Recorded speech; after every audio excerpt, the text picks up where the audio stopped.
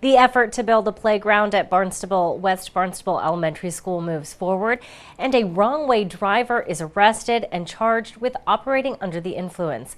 These stories and more on this episode of Barnstable Today. It's Tuesday, November 8th, 2016. I'm Sarah Mannel.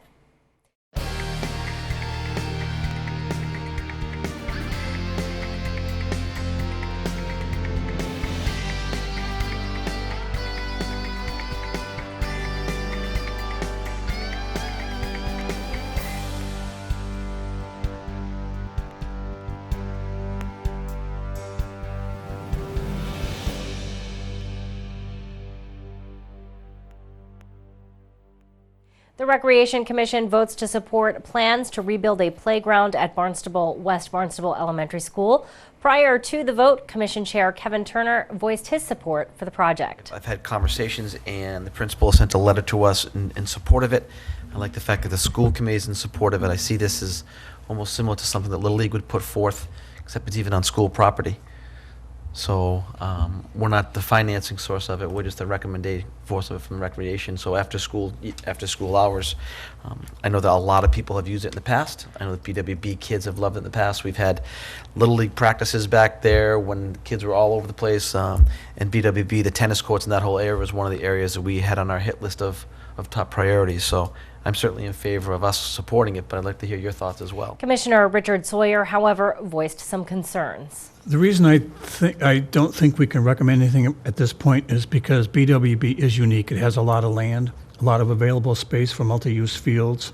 I think it's going to be a center of focus for the field study program. And so, no, there's a lot of land over there. No, I understand that, but the location of this, it abuts behind the, where it's located, it really will not become field. It's playground area. There's room in the back where we just ripped out the fence to add field. We're moving Luke's Love because of the foul balls that could possibly come into the playground, that kind of stuff. Yeah, but we're not moving softball that way. I think that the playground has to be a priority. I would have to say at that site, because there's really no location to put another playground. Well, when they came before the CPC, they said they didn't know the cost of installation for sure. That's different. They were going to, they were estimating somewhere around $150,000 to $200,000. We asked them how much they've raised. They said their goal is $150,000. They couldn't really give us a figure of anything they've raised, and it was just too open-ended for us. Ultimately, the commission voted to support the playground at West Barnstable Elementary School, with only Richard Sawyer voting against the plan. Organizers will go before the Community Preservation Committee at the end of this month to request funding support. Barnstable police arrest a wrong-way driver. To learn more about that and other incidents, Channel 18's Sarah Colvin talks with Police Chief Paul McDonald. I wanted to start off by talking a little bit. You were telling me before we got on the phone that there was what could have been a dangerous incident avoided last night. Last week we covered multiple funerals and wakes and vigils for the young men who got killed up on 495 in that horrific car crash with a vehicle going the wrong way on 495. Last night about 7:30, 7:45, we had a vehicle traveling northbound on the southbound lane on Route 132. And Route 132 between Finney's Lane and Route 6 is divided highway with the median strip, and there was two lanes traveling southbound lane. This vehicle was traveling northbound on one of those lanes. We received multiple calls regarding the vehicle, and fortunately there was a couple of cruisers just in the area. They were able to cross over the median strip and divert traffic and eventually stop the motor vehicle. The driver was stopped. The operator was identified as a Karen Santos of Woodley Road in Sandwich. She was given multiple sobriety tests, and she was eventually charged and arrested for operating a motor vehicle under the influence of liquor and operating recklessly as to endanger. And she was arrested and transported to PD, and she took the breathalyzer and she blew a .16, which is twice the legal limit for operating under the influence of alcohol. So, it's one of those incidents where the speed limit on 132 in that particular area is 50 miles an hour. So if there's obviously a head-on collision and both vehicles are doing the doing the speed limit would have been impact of approximately 100 miles per hour, and obviously somebody would have got seriously injured. So fortunately, we averted the tragedy. Absolutely, a big relief there, Chief. But certainly, A, you should not drive when you are intoxicated, and B, make sure that you're going the right way. Exactly, and that's a divided highway. To get to the other side of the road, you have to cross over a median strip, and how that occurs, I'm not exactly sure. But obviously, alcohol played a major part in that. Absolutely. Well, Chief, glad that the tragedy was averted. So we've been talking a lot about the West Barnstable shooting range. Of course, it's been closed for several years now, and Town Council last week made a vote that looks like it's paving the way to have that range reopened again. It looks like it's going that direction. As you know, the range has been closed since 2012, and that was our primary training area for our firearms qualification. In today's society, when the police department, the police officers use any type of force, it's scrutinized to the nth degree by anybody and everybody. And training is key, and it's not like the Barnstable Police Department has never been involved in officer-involved shootings. My 10 years police chief for the past 10 years, we've been involved in 2 officer-involved shootings. So it can happen. It can happen here on Cape Cod. And training is the key. And since the range has been closed, the only option we've had is go to Pocasset, and we go there once a year because we're mandated by the Mass Criminal Justice Training Committee that we have to qualify at least once a year. But that's a minimal standard. Although we do have a shoot trailer to the rear of the station, that's just target practice. And I know last week during the town council meeting, a lot of people talked about the indoor range. When you go to an indoor range, that's simply stand and shoot and target practice.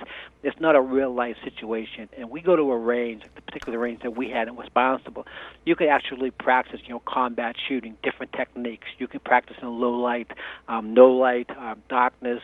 You bring a cruiser out there. When you turn the lights on a cruiser and it's 9 o'clock at night, it's pitch dark and the blue lights, and you have to illuminate the area with your flashlight and then try to hit the target. Those are real-life scenarios, and that's how we have to train our police officers. So we desperately need that range to reopen. And we are very aware of the problems that have been in the past, because in the past when there was a problem, people would call us for people shooting after hours, they're shooting automatic weapons when they weren't allowed to have those type of weapons. We're the ones that always responded to that.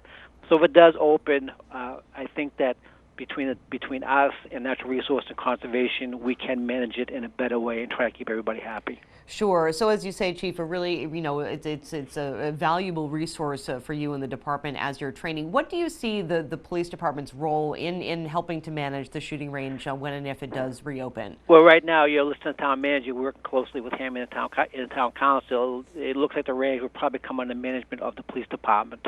And right now, we're looking at multiple different options of how different ranges are open. We know there's a municipal range down in New Bedford, North Dartmouth area. We're going down to look at that next week. See how they operate it, see when it's open, the hours of operation. In the past, if you had a permit, you were given a key, you could go down there and shoot by yourself with no supervision. That's not going to happen. That's not going to happen anymore. Whenever the place is open, there'll be a representative from the police department down there to oversee the operation and make sure everybody is abiding by the rules. So there will be a lot more oversight in the operation of the range, which we have to. Obviously, since it opened back in 1960, there's been a lot of building around the range. The conservation is there. We'll have to look at the other berms adequate. Is there going to be interior fencing and exterior fencing to make sure no one gets hurt? Whatever has to be done, I think the town management is in town council are ready to step up the plate and get it done along with the police department. Absolutely. Would you see the need to hire additional staff to help manage that, or would it just be kind of a transfer of duties of current employees? I think there'll probably be additional staff hired, but hopefully with the fees generated from the range would cover their costs. We're not sure we're going to open it, Monday through Friday, between 8 and 5, whatever. It might be something where, if you want to use it, you call to make an appointment, or it'll be open to the public on Wednesdays and Fridays. The police department will use it on Monday and Tuesday. But this is key. Probably the biggest liability that any municipal government has is the police department. And that's why we have to train, and training is key. Anytime we have an incident, they always go back and they look at our training records. So this is a key component for us. And just a quick reminder, it is Election Day. Get out there to vote. Polls are open until 8 p.m. We'll be sure to tune in to our hour-long news program, Barnstable This Morning, weekdays at 8 a.m. On tomorrow's show, we will find out the results of today's election. We will talk with Finance Director Mark Milne. Plus, we'll have all the news and information you need. For Barnstable Today, I'm Sarah Mannel.